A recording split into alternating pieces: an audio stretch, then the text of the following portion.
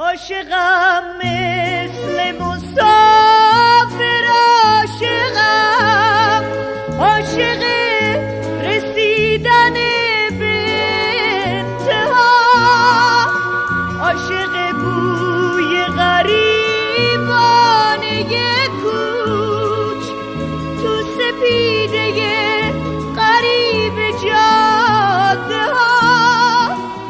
من پر از بسبسه های رفتنم، رفتن و رسیدن و تازه شدن توی یک سپیده توسی سر، مسخ یک عشق پرآوازه شدن.